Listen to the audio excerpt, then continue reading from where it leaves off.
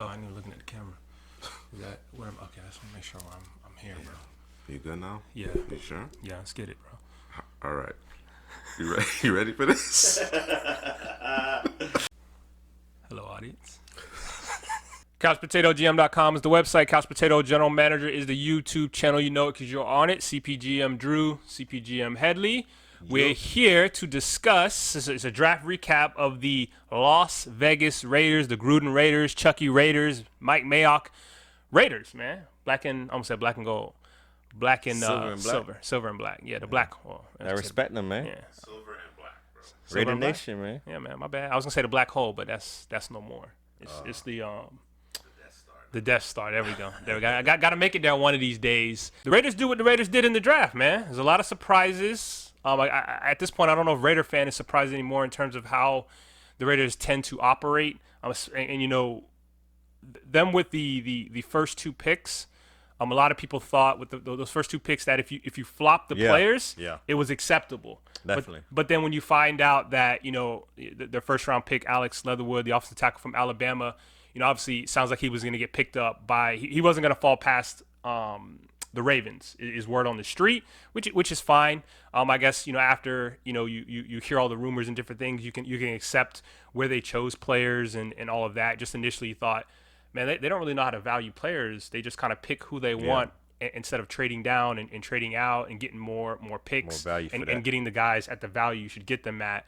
It kind of reminded me of the Cleveland Farrell the other day. You know, a player we all liked. He was a good player coming out, but to pick him that early is like, whoa. Why didn't you just trade back a couple of spots, pick up an extra third, fourth, fifth round pick, then select them versus just getting your guys? The difference, you know, maybe they just feel like every guy is their guy and they don't want to take a chance. Definitely, their board was probably a lot different than other teams' board. They probably had Leatherwood higher on their board than other teams and felt like you said the Ravens were going to potentially snag him. No Orlando Brown there anymore. Right. Let me draft them Leatherwood before he gets to the Ravens. So I get the thinking of it, but watching the tape, man, Leatherwood was a very inconsistent player. When it looks good, it looks really good. Yeah. Big guy, he's mauling, he's doing all of that, but then we don't know what happened. He's like lost out there. Like, what are you doing? His quarterback is getting killed, and we need to protect Derek Carr, you know?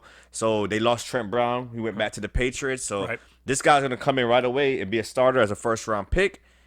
And I'm not sure how he's going to hold up out there initially in his career.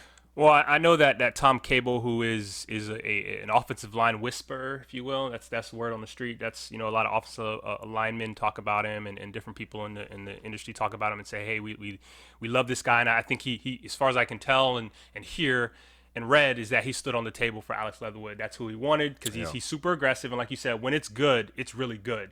You know what I mean?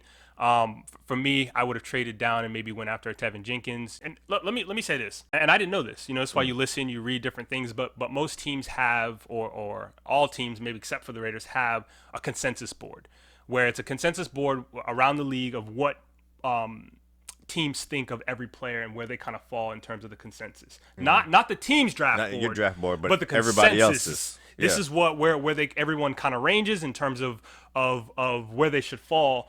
And the consensus was that where Alex Leatherwood got chosen is not where the consensus is. So you kind of use that consensus board to, you know, see kind of where the value is, right? Yeah. But again, I go back to every player, you know, every player is their guy. Every player that they want to draft without trading down, that's their guy. And we always say here, CPGM, if it's your guy, go get him. But it can't be every player on the board. But I digress. Yeah. And honestly, when that was the first pick in the first round where I was like, whoa. But I was like, I didn't expect Leatherwood to be maybe an end of the first round player, but I didn't expect him to be in the first round. So that's when I was like, whoa. Right. They kind of reached on that. But like you said, they like a certain type of guy. They want that big physical mauler, Tom Cable, and he fits what they want to do. The Raiders are confident that they'll be able to fix players and fix their technique and be able to, you know, get better. You know, he has the tools. It's Tom Cable's guy. That's who he wanted. He's got him. So we're going to see what happens. You know, against the Raiders essentially this offseason, I mean, kind of pushed everyone out the door for the exception of Kolton Miller. I think they brought back Richie Incognito. Yeah, Incognito's there, but no more Rodney Hudson, no more Trent Brown.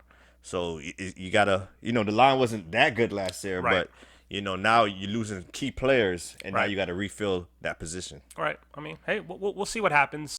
All right, next up for the Raiders in round 2, who probably should have went in round 1 according to the consensus board, is Trevon Moehrig, safety out of TCU. And just watching the tape, used in a myriad of ways in that TCU defense, from lone safety to slot corner to a guy who can play in the box. And the tape that I watched, I preferred him in the box, coming downhill, making plays in the run game. And my thought process is, with him, where is he going to go? Because the safety they have that they drafted, 2 years ago? Jonathan Abrams. And Jonathan Abrams. He's an in-the-box player. Yes. But I kind of disagree with you on that part.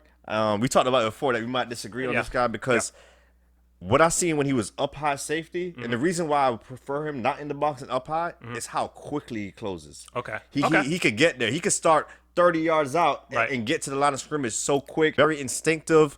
The more and more I watched him, when I first seen him, I was like, borderline first, second round pick. Right. And then I kept watching more, and I kept watching more, and I'm like, this guy's a first round talent, man.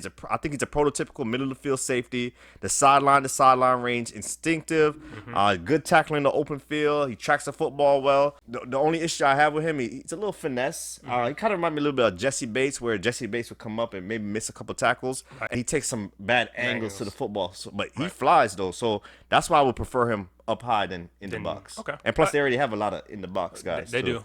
I mean, you talk me into it. I'm okay if you're telling me he's coming downhill and the closing speed in terms of coming so far away from the line of scrimmage, which I did see on tape. You know what? I'm good with the pick. All right. So in round 3, the Raiders went with defensive end out of Buffalo. Yeah. Best player since Khalil Mack, they say. Okay. You heard that? Malcolm Koonce.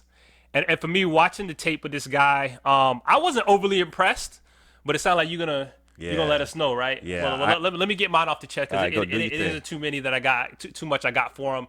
One of the biggest things that I loved about his tape is that he's got a nice little setup in terms of his that bend and that dip that he'll set up, that he'll use that one hand, kind of get on that outside shoulder, press, get up under, dip, and then just turn that corner and go after the quarterback. That was something he used. To me, he used often, and I felt like he needed to develop more tools in the tool shed, and he can accompany that with those things. And I thought he wasn't the stoutest in the run game. But that's where you have to develop. That's my knock on him, man. He probably got to put on some more strength. Right. Be able to shed. What he does a lot is kind of make guys miss. He's so agile as a pass rusher. I think he's like a pure pass rusher. Very agile. His change of speed is lethal. Like, I call him the Le'Veon of pass rushers, man. You know that little hop up? Yes. And he plays with him, and then he just zoom and dip by him, man. I kept on seeing it time after time on stutter tape. step, whatever you want to call it. Yeah, man. But like you say, to defend the run, he's not there yet. He's going to have to develop that. But he's definitely a player that could get after the passer. The Raiders needs to get after the passer. So I think they could use him immediately as a designated pass rusher. He has a lot of traits. He has a lot of, like you said, the dip. Yeah, that uses his hands really well. He kind of lulls guys to sleep. So he's definitely a talent, man. And they say he's the best guy since Khalil Mack. So they're trying to catch Khalil Mack again. Okay. But Khalil Mack was a big boy. That was different.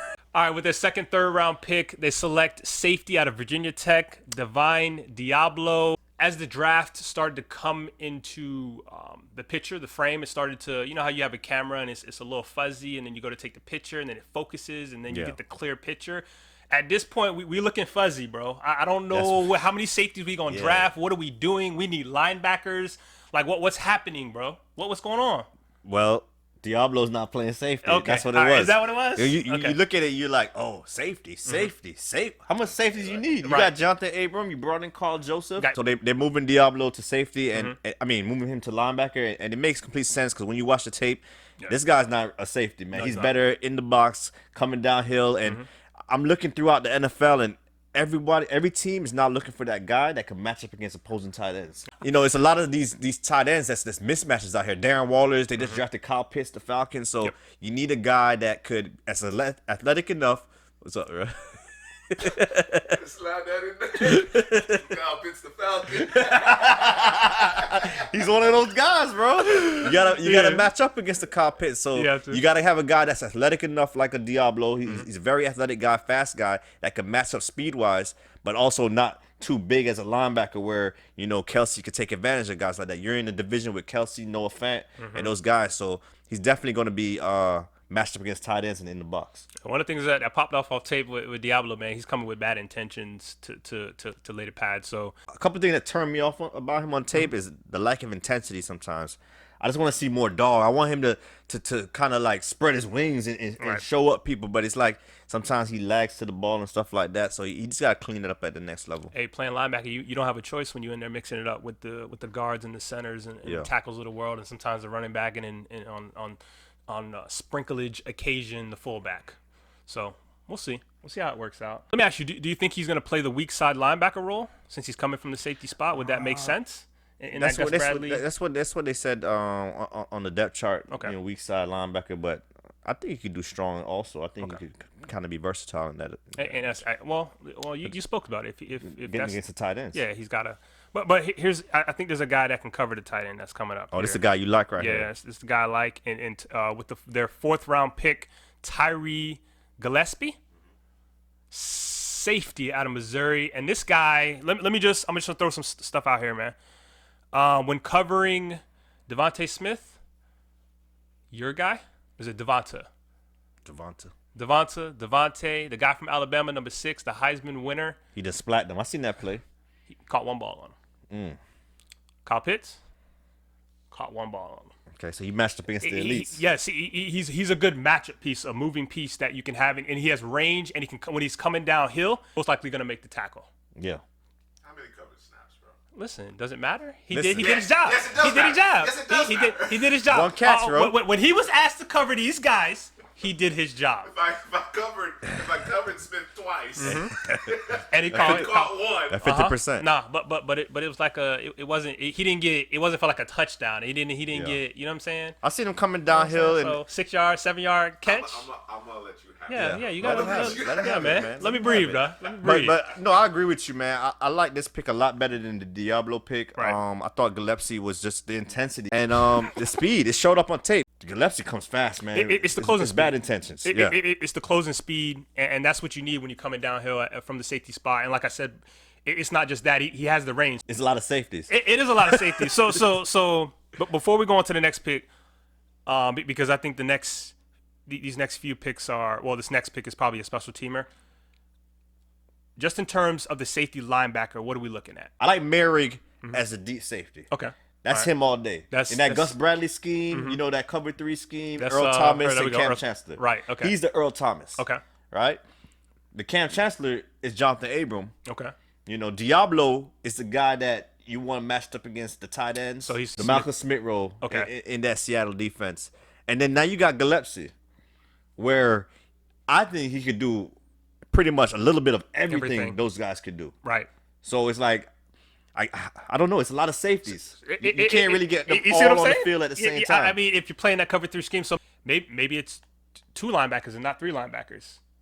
Yeah, right here they have Gillespie as a strong safety, Abram as a strong safety, Carl Joseph as a strong safety. Or maybe they play matchups.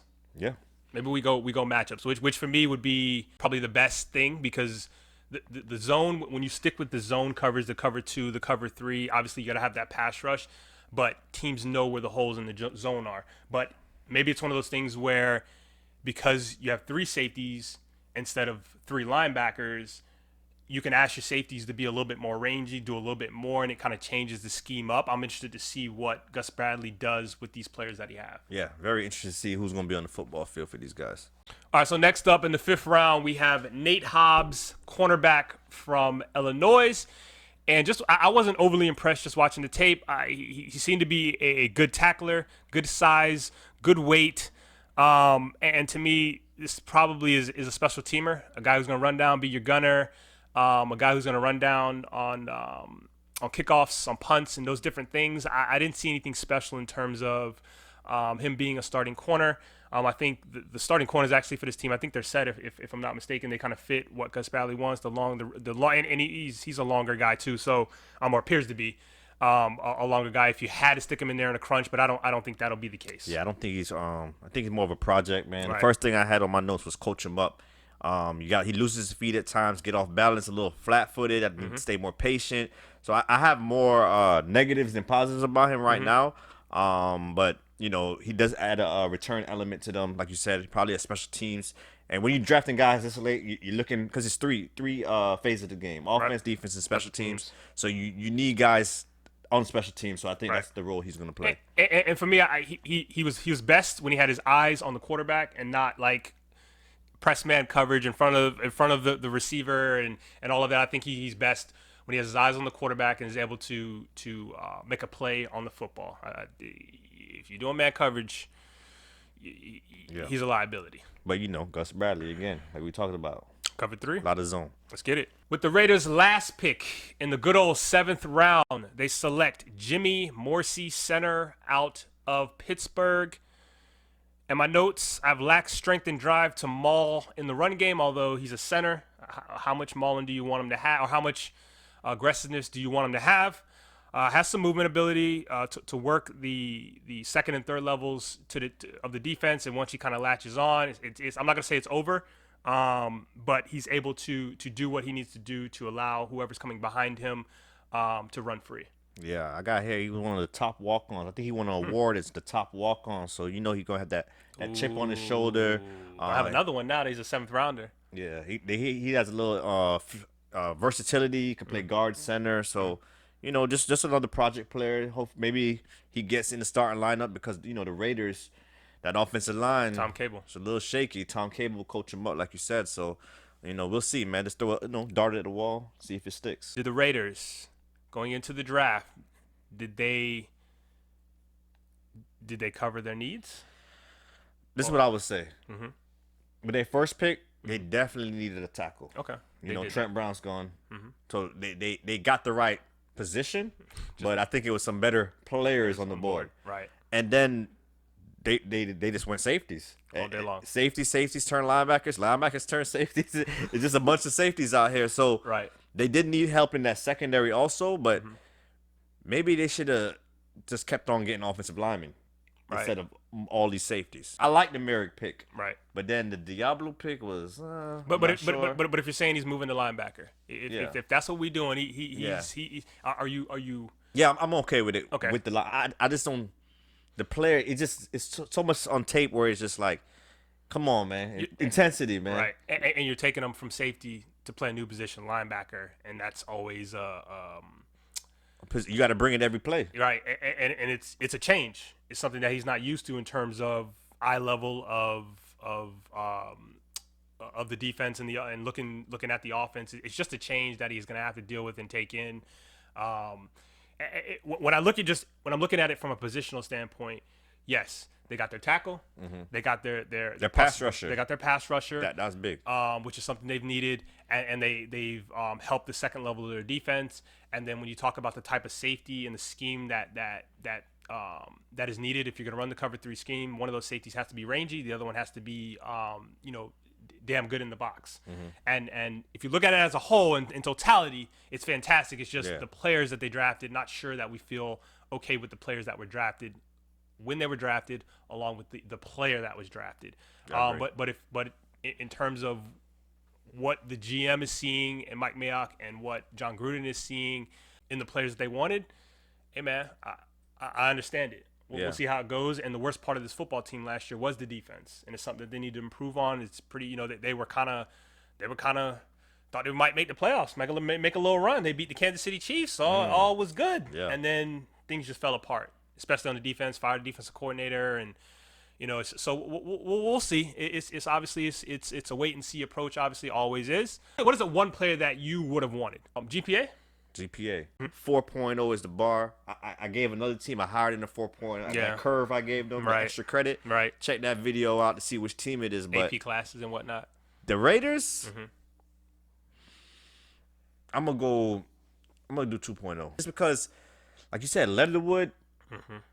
It's you got to work with him. It's a project. Like your first round picks, you want them to be sure, fire, plug and play guys. And plug and play players on the board. It's gonna be like a lot of coaching. You're gonna have to coach Deablo up for his new position, coach Leatherwood up, coach all these guys up. I think Moehrig is the only guy that I feel like plug and play starter day one. Even though I like Koonce a lot, he still has to work his way gets stronger to be on the field on running downs as well. But I think Moehrig is the only guy that I can say that was an A pick.